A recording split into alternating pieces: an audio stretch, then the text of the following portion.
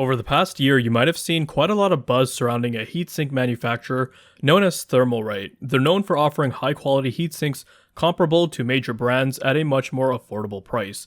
But did you know they also sell AIOs? This here is the Thermalright Frozen Magic 240 Scenic V2.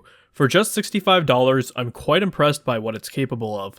Let's take a look at it in this video. Hey, if you enjoy content like this, drop a like, make sure to subscribe, and smash that bell so you never miss another video. Hey, what is going on guys? Danny here, welcome back to the channel and I hope you've all been doing well. Today we're going to be taking a look at an all-in-one liquid cooling unit from Thermalright. The reason why I purchased this cooler is because not too long ago I posted a short to my YouTube channel where I showed the MSI RTX 4090 Gaming X Trio installed inside the Lee 011 Air Mini with a 280mm radiator installed to the front.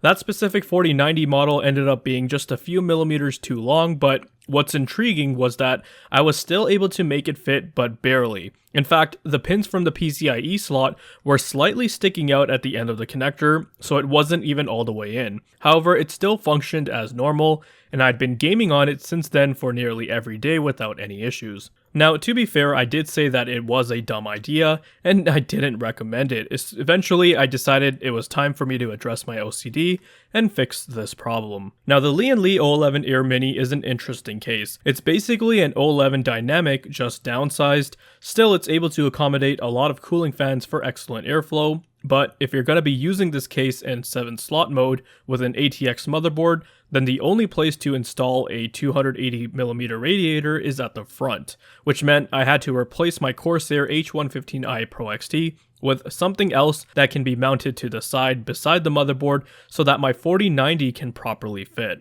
That is where Thermalright's Frozen Magic 240 Scenic V2 comes in. Now, I'll be honest, I was quite skeptical about this choice, but I was very curious about this cooler, especially because of its price. For $65, this was one of the most cost-effective 240mm AIOs I could find. I personally have never used any of their air tower coolers, but from what I've read online and the reviews I've watched from other channels, they are highly regarded and those cheap prices can't be ignored. This model in particular was one of the cheapest 240mm AIOs I could find on Amazon Canada. However, there were no reviews I could find for this cooler in particular, so I decided, hey, I'll take one for the team, and I'm glad I did because this thing rocks, which we'll talk about more in detail in just a moment. To start off, I just wanted to show you guys an unboxing of the cooler and the contents that are included with it from the box. The cooler comes packaged in a white cardboard box with a picture of it on the front. On the side, you have some specs listed. One side has pump specs and the other side has information pertaining to the fans. The back also has some features listed on it as well. Opening up the packaging, you have a small box with all the mounting hardware for AMD and Intel sockets, and then the unit itself wrapped in some plastic sleeving, and it also has the fans pre-installed, which is convenient. So here's a shot of everything unboxed. As mentioned, you'll get all the mounting hardware for Intel and AMD sockets, as well as a tube of thermal paste, a fan splitter which is nice so you can run both fans off of one header, and in case you run out of fan headers, they do give you a SATA power connector, so you can just run them directly off of the power supply, though I'd only use that as a last resort because then the fans will be spinning constantly at 100%. Let's move on to the design and aesthetics of the AIO. The version that I have here is the 240mm version, also known as a dual rad, as there are two 120mm fans attached to it. When I had unboxed this thing and held it in my hands, my first impressions were pretty positive. It looks and feels quite premium, as well as offering a very clean look. I'm honestly wondering how they're able to sell this at its current price point, as this kind of quality is what you'd expect from an AIO from one of the major brands that sells for like 50% more, if not even higher than that. I really like the way the cooler looks. I generally like the clean aesthetics of white components, and the Thermalright Frozen Magic sure does deliver in that regard. On the other side of the tank, you can see Thermalright written with their name and logo. For dimensions, the radiator is 120mm wide, 277mm long, and is 27mm thick. So it's a fairly standard sized dual rad that should allow it to fit in a wide variety of cases out there. It also has a fairly standard fin density. The tubes themselves are also braided with a polymer-like material, and they did feel quite sturdy. What you will also have noticed is that the pump isn't integrated inside the CPU water block, but is situated in a small separate chamber attached to the tubing that is closer to the top of the AIO tank. So that is an interesting design, as most manufacturers put the pump inside the CPU block. The high efficiency pump is rated to run up to 5300 RPM, which is definitely on the higher side as far as CPU pumps go, and it uses a ceramic bearing. It also uses a standard 3-pin connector and has a life expectancy rating of 40,000 hours. The advantage of this design is that Thermalright claims it opens up more space inside the block for more micro fins, thus increasing surface area, which can help with heat dissipation. Along with that, should your water block end up as the highest point in your loop, there won't be a concern of you burning out your pump. The disadvantage of this design is that I found it prevents the tubes from having as much freedom, so you are a bit limited on how you orient them. Moving on to the water block, we can see that the great aesthetics and quality continue here as well. It's got a smooth copper base plate to cover the whole IHS of your CPU, and the top of the block has a mirrored finish, which adds a lot to the overall appearance of the cooler and makes it really stand out. Along with that, it does have addressable RGBs, which I'll show you how they look later on in the video. The block is also on the bulkier side. I personally like that, but I can see that being a con for some. Also, what would have been nice is that if they made the connectors on the water block for the tube white, but I guess they needed some areas to cut costs. Next, we'll talk about the fans here, which also have a nice clean white look, but do have a nice premium industrial feel to them, similar to what you'd get from a Noctua fan. So again, at the price they're selling this cooler for, it's superb. They don't have any RGB, but I personally couldn't care less about that, but what they do have is a lot of blades. These are static pressure optimized fans, which means they're designed to push as much air through tight spaces. Perfect for a radiator application. In terms of specs, we're looking at a maximum speed of up to 2150 RPM, 69 CFM, 2.87mm of H2O. The fans do have a 4-pin PWM connector, and they are using a fluid dynamic bearing. All in all, I think that the Frozen Magic V2 is an AIO that looks fantastic aesthetically and has very good build quality.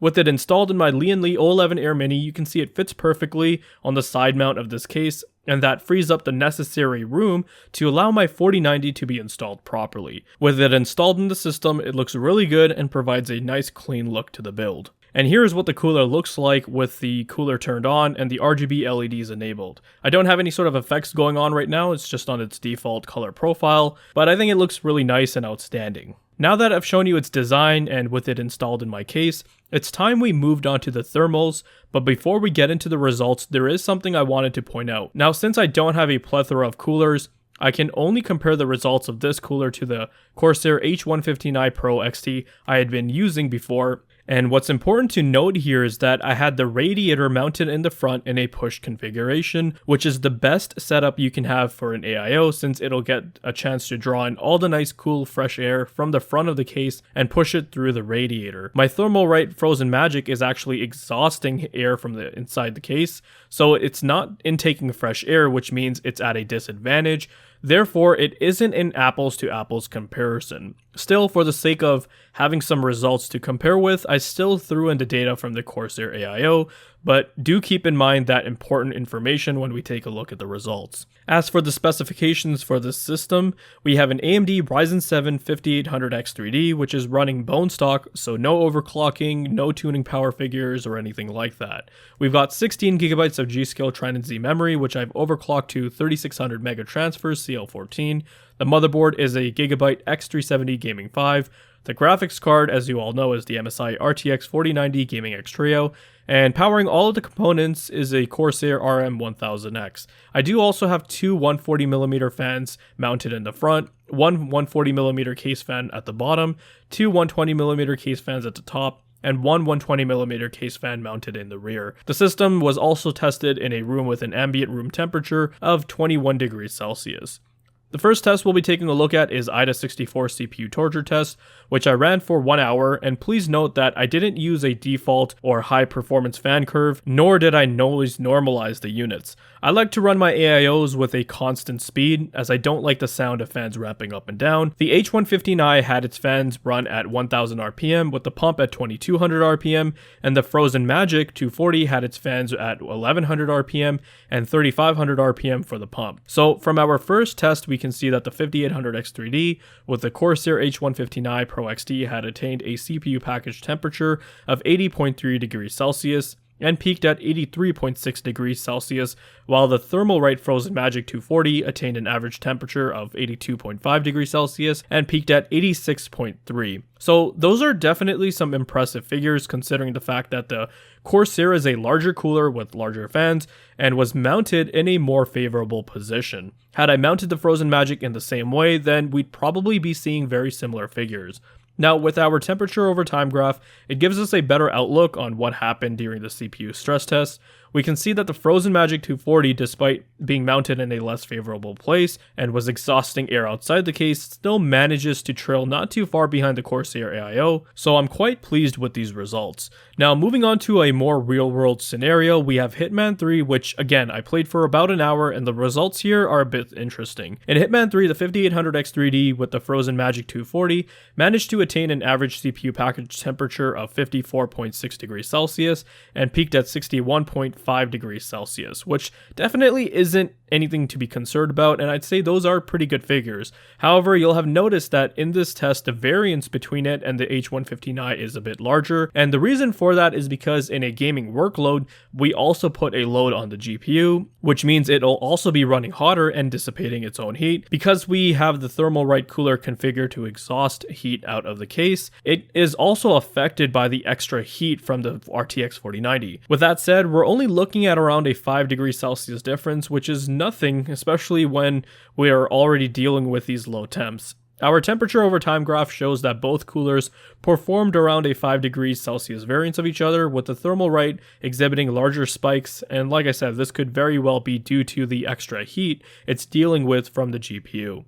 So after seeing these results, I have to say I'm very impressed by the Frozen Magic V2 from Thermalright. I just wish they worked on the naming because that is a mouthful. It seems to be doing a really good job at being able to cool my 5800X3D and wasn't that much worse than my Corsair despite being in a less favorable position in the case. So that was fantastic. Let me also remind you guys that the Corsair cooler retailed for around $140, while this Thermalright cooler is currently available from Amazon for just $65. So we're talking about over double the difference in price. So in that case, I can't really see any reason why you'd want to pay extra for, some of Corsair's stuff. Maybe, I don't know, you like IQ or anything from the other major brands. To me, if it does the job and offers good cooling performance, then that's all I really care about. I don't really care about any of the extra fluff that the major brands are offering. So at $65, that right there is impeccable value. I unfortunately don't have any sort of noise data to share with you guys. My environment here doesn't really allow me to get good noise results, and I didn't even do any sort of noise normalized testing. All I can say is that if you run the pump at around 3500 RPM, you can barely hear it, and the fans were also inaudible unless you put your ear right up against them, even at around 1100 RPM, so they're great fans. Obviously at their max speeds there will be noise, but at a more appropriate and realistic setting, I had no complaints. Overall, this is a great cooler at an excellent price, and it has fulfilled everything I needed it to do while looking great aesthetically. If you're interested in purchasing this cooler, I'll drop an affiliate link down in the description, but other than that, that's it from me. I hope you guys found this video to be helpful. If you guys found this video to be informative and entertaining, then leave a like. Let me know your thoughts and comments down below. Be sure to check out the video description for cool links and ways to support the channel, such as using my Amazon affiliate link. And if you're interested in seeing more content like this, then consider subscribing. I'd greatly appreciate it. Thank you guys so much for watching, take care, and I'll see you in the next one.